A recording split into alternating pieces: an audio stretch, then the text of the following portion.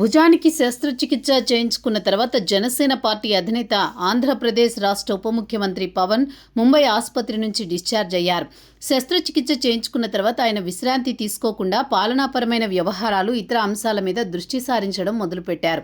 ఇందులో భాగంగానే ఏపీ మీద కాకుండా తెలంగాణ మీద ఆయన ఫోకస్ పెట్టారు.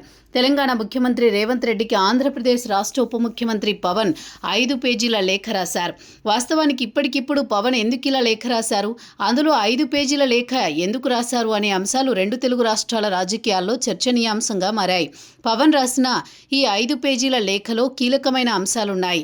ఇటీవల నెల్లూరు జిల్లాకు చెందిన ఓ వ్యక్తిపై 2023లో హైదరాబాద్లో లంగర్ హౌస్ పోలీస్ స్టేషన్లో కేసు నమోదైంది. ఆయన ఇప్పటికీ ఆ వ్యక్తి ఆధ్యాత్మిక విధులలో కొనసాగుతున్నారు. దీనిపై ఆయన మతానికి సంబంధించిన పెద్దల నుంచి పవన్ కార్యాలయానికి ఫిర్యాదులు వచ్చాయి.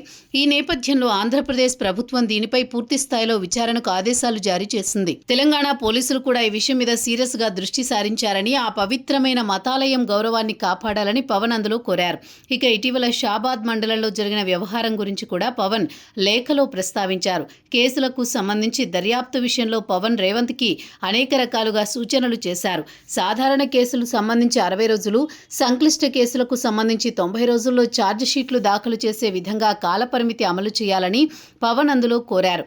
ఈ వ్యవహారాల మీద ప్రతి నెల ఎస్పీ, ఐజీ స్థాయి అధికారులతో సమీక్ష నిర్వహించాలని సూచించారు.